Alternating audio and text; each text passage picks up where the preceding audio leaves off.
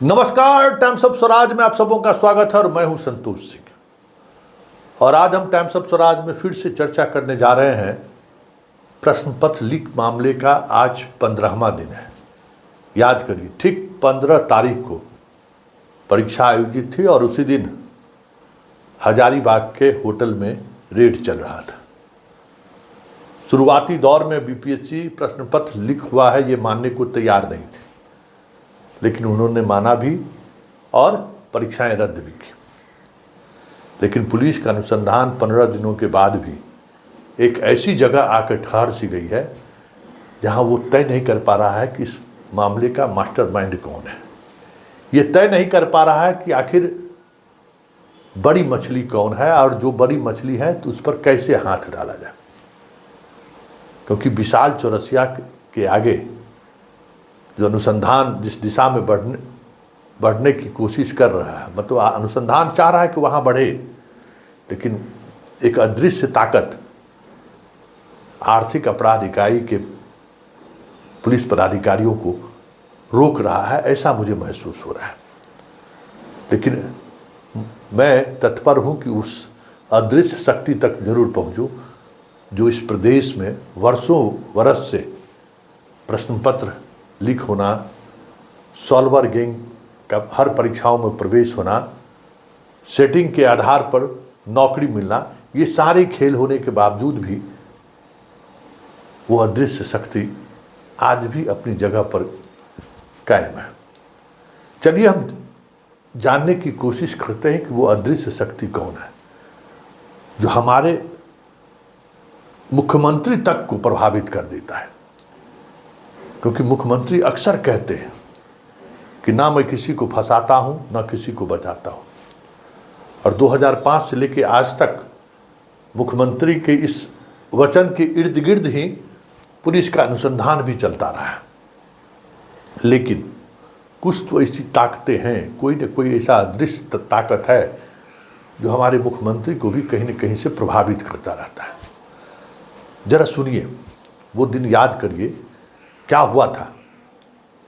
गया के एसएसपी के मामले में पटना हाई कोर्ट के चीफ जस्टिस का फ़ोन जाता है कि भाई उन पर जो प्रोसीडिंग हो रहा है उस प्रोसीडिंग को जल्द ख़त्म कीजिए।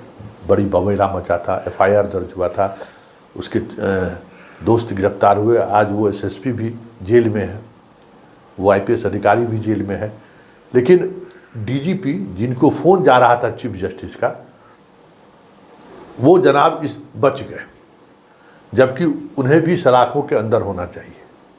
कितने लगातार फ़ोन कॉल्स आ रहे थे और वो जो घटनाक्रम रचा गया वो ही कहीं न कहीं उसी वक्त हमें लगा था कि वो अदृश्य शक्ति फिर से सक्रिय हो गया।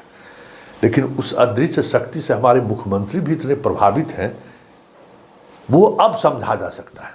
जरा याद करिए, जब पूरी मीडिया डीजीपी सिंघल पर हमलावर था कि आप जवाब दीजिए मुख्यमंत्री साहब, उन पर कार्रवाई क्यों नहीं हो रही, क्योंकि सबसे बड़ा दोषी और गुनाहगार सिंघल है।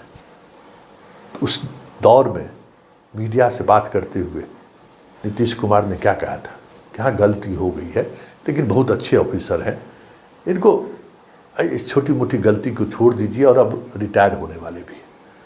तो जरा वो बयान नीतीश कुमार का जो वो बयान है एक बार आप खुद सुनिए, क्योंकि जब बयान आप सुनेंगे तब आप उस अदृश्य शक्ति का एहसास आपको होगा कि वो अदृश्य शक्ति है कौन। पहले सुन लीजिए नीतीश कुमार क्या कह रहे हैं। आपको नहीं लगता है कि डीजीपी इसमें इन्वॉल्व है? सुनिए, आज महीना कौन है? अक्टूबर। आओ कब रिटायर करेंगे? रिटायरमेंट के लिए क्या उनको छूट देंगे? और रिटायरमेंट तक उनको छूट देंगे? कभी कोई मान लीजिए कि कोई त्रुटि हो गई, कोई गलती से और फिर रियलाइजेशन हो गया तो इस पर ज़्यादा ध्यान नहीं देना चाहिए। बाकी सारा काम ये लोग बहुत मजबूती से कराते हैं, बाकी लॉ एंड ऑर्डर के लिए और सब चीज़ों के लिए, ताकि तेजी से सब जब क्राइम होता है तो उसके बारे में जांच होती है, वो सब तेजी से कराएं। इसके बारे में तो हम लोग करते ही रहते हैं। तो आपने सुना, नीतीश कुमार भी ये मान रहे हैं कि डीजीपी से गलती हुई है, लेकिन अब रिटायर होने वाले हैं तो छोड़ दीजिए, अच्छा काम भी किया है तो इसको माफ़ी दिया जा सकता है। लेकिन माफ़ीनामा तो उन्होंने दे दिया, लेकिन चंद दिनों बाद ही उन्हें सिपाही बहाली का चेयरमैन बना दिया, यह जानते हुए जो खुद कह रहे हैं कि गलती इन्होंने की है। ऐसी बड़ी गलती करने वाले को मुख्यमंत्री चेयरमैन बना देते हैं। मतलब कहीं न कहीं वो अदृश्य शक्ति मुख्यमंत्री को मजबूर किया कि आप इनको चेयरमैन बना दीजिए। चेयरमैन बने तो प्रश्न पत्र लीक हो गया। 21,000 सिपाही बहाली का परीक्षा होना था और धड़ल्ले से प्रश्न पत्र बिकने लगा। कई महीने तक तो सिंघल के दफ्तर तक पहुंचने में आर्थिक अपराध इकाई को कह सकते हैं कि मेहनत करनी पड़ी, अनुमति ही नहीं मिल रहा था। आखिरकार सिंघल को हटाया गया और शोभा अहोतकर को बिठाया गया कार्यकारी के रूप में। और जब तक शोभा अहोतकर वहाँ बैठे रही तब तक आर्थिक अपराध इकाई चुपचाप बैठा रहा। जैसे ही शोभा अहोतकर हटी, हालांकि जो दूसरे अधिकारी गए हैं वो जहाँ तक मैं जानता हूँ वो भी अधिकारी मजबूत अधिकारी है, लेकिन तब जाके सिंघल के जो दफ्तर के जो अलमीरा थे, बाकी लैपटॉप था, उन सब चीज़ों को आर्थिक अपराध इकाई ने सीज किया। इतने दिनों बाद कहीं न कहीं वो अदृश्य शक्ति चीज़ें दिख रही थी। तो वो जो अदृश्य शक्ति है, वो अदृश्य शक्ति भी अतुल प्रसाद को यहाँ तक पहुँचाने पे कामयाब हुआ है। उसी अदृश्य शक्ति का एक स्वरूपा जो है ना, हमारे यहाँ देवी का अलग अलग स्वरूप है, वही स्वरूप अतुल प्रसाद है। और ये सारा खेल के पीछे वही अदृश्य शक्ति है, जिस अदृश्य शक्ति के सामने हमारे मुख्यमंत्री भी मजबूर हैं। उस अदृश्य शक्ति के सामने राज्य के डीजीपी भी मजबूर है। तो सवाल उठता है कि वो अदृश्य शक्ति है कौन? ये तो जानना आप भी चाहेंगे कि वो अदृश्य शक्ति कौन है, जिसके प्रभाव में मुख्यमंत्री भी है, मुख्यमंत्री सचिवालय भी है, डीजीपी है, हर बहाली हर आयोग का चेयरमैन भी है। सोचिए वो कौन सी शक्ति है कि नीतीश कुमार जैसे मुख्यमंत्री को हुई, जो कहते हैं न फंसाता हूं न बचाता हूं, वो भी उस शक्ति के सामने नतमस्तक है। और जब तक उस अदृश्य शक्ति पर कार्रवाई नहीं होगी तब तक ये चीज़ें चलती रहेंगी। वो टैक्स याद है, आरसीपी टैक्स, जब सरकार बदली थी उससे पहले बड़ी बड़ी बातें होती थी। आज तो वो साथ में नहीं है।